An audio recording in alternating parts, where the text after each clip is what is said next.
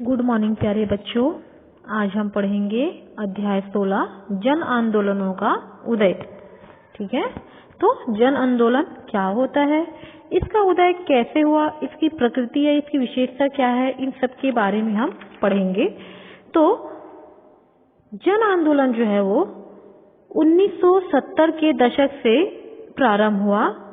1970 के दशक में विभिन्न सामाजिक वर्गों जैसे महिला वर्ग, छात्र वर्ग, सामाजिक रूप से कमजोर वर्ग और जो किसान वर्ग हैं, इन लोगों का रहा। लोकतांत्रिक राजनीति उनकी जरूरत और मांगों पर ध्यान नहीं दे रही थी। उनको ऐसा लगने लगा जैसे महिला वर्ग है, छात्र वर्ग है, सामाजिक रूप से कमजोर वर्ग है, किसान वर्ग है, इनको ऐसा लगने लगा कि जो लोकतांत्रिक राजनीति है वो उनके मांगों को ध्यान नहीं दे रही है। इसके चलते ये समूह अपनी आवाज बुलंद करने के लिए विभिन्न सामाजिक संगठनों के झंडे के नीचे एकजुट हुए। उन्होंने अपना एक संगठन बनाया और इन आवाजों से जन आंदोलन का ज्वार जो है वो उमड़ पड़ा और भारतीय राजनीति में नए सामाजिक आंदोलन जो है वो सक्रिय हुई।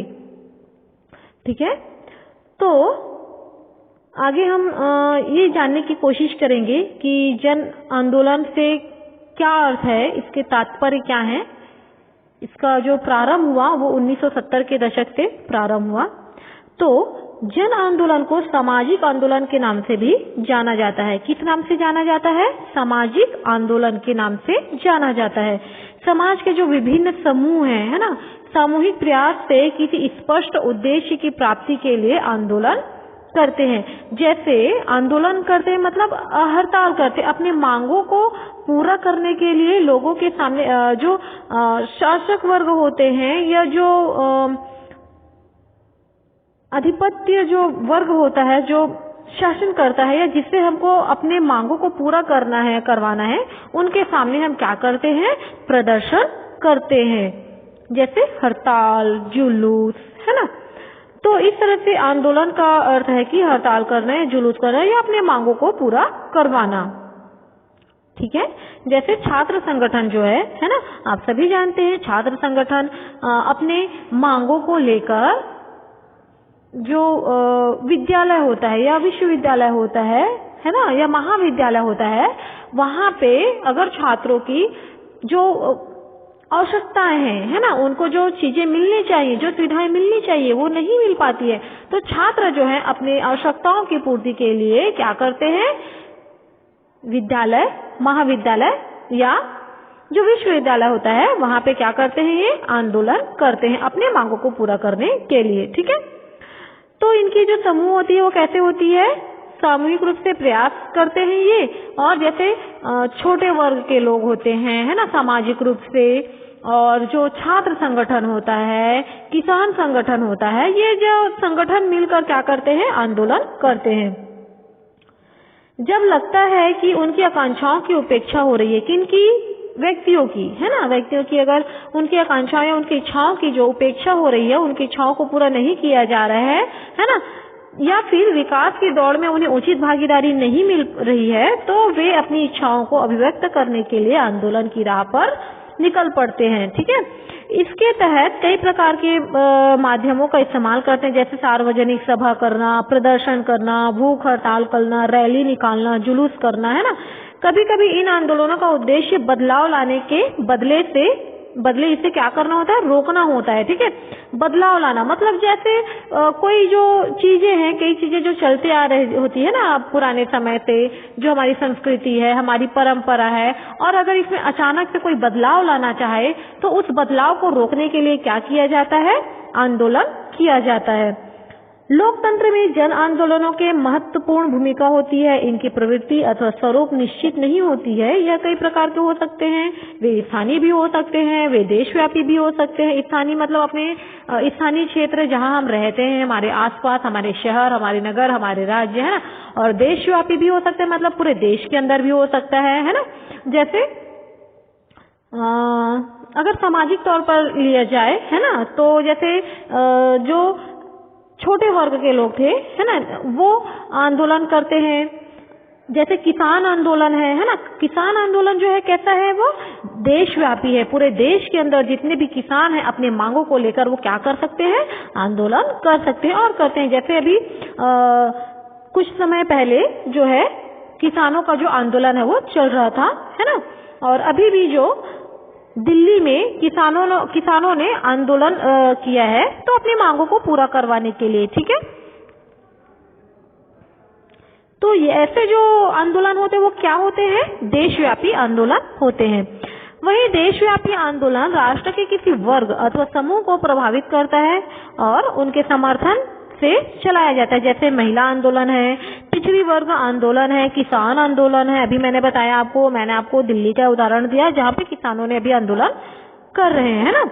ये सामाजिक मुद्दों को लेकर भी उभर सकते हैं। जैसे उदाहरण स्वरूप जैसे कि सामाजिक रूप से कमजोर वर्ग है ना, ये आंदोलन सामाजिक भेदभाव, अस्पृश्यता, छुआछूत, कुरीति आदि के विरोध से जो चलाया गया आंदोलन था ना। इसी प्रकार कई आंदोलनों का संबंध जो है जैसे पर्यावरण की रक्षा तथा विकास से प्रभावित लोगों के हितों के समर्थन में किया जाता रहा। जैसे कि चिपको आंदोलन है, नर्मदा आंदोलन है ना, नर्मदा मतलब नर्मदा बचाओ का जो आंदोलन चलाया गया, नर्मदा बचाओ मतलब उनको शुद्ध रखने के लिए, नर्मदा के जो पानी है वो गंदा हो रहा था तो उसे बचाने के लिए क्या किया गया, नर्मदा बचाओ का एक आंदोलन चलाया गया, उसको साफ सुथरा किया गया, साफ रखा गया ना।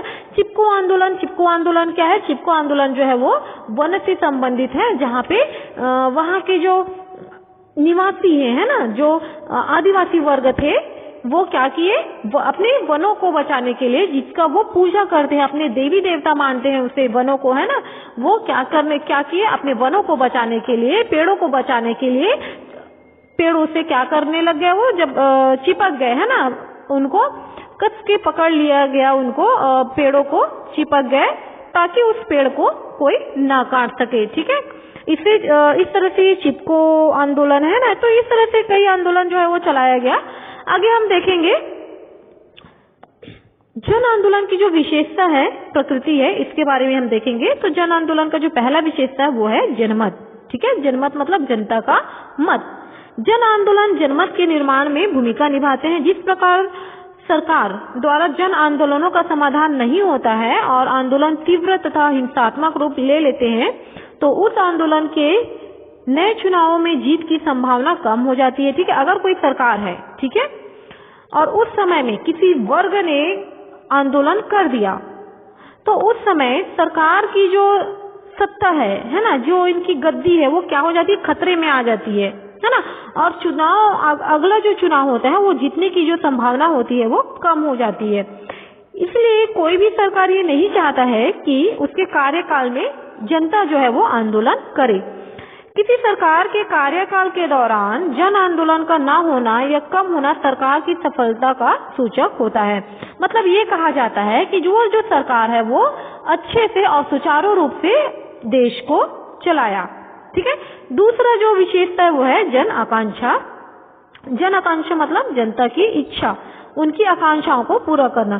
जन आंदोलन समय समय पर सरकार को लोगों की इच्छाओं तथा आवश्यकताओं के साथ साथ समय के बदलाव के साथ पैदा हुई नई समस्याओं तथा कठिनाइयों से अवगत कराते रहे और उसे जन कल्याण के साथ सामाजिक आर्थिक विकास की दिशा में आवश्यक कदम उठाने में मार्गदर्शन करते हैं।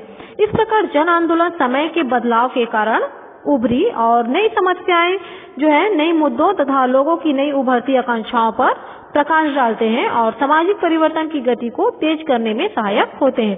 तीसरा जो इसकी विशेषता है वो है जनता और सरकार के मध्य सेतु।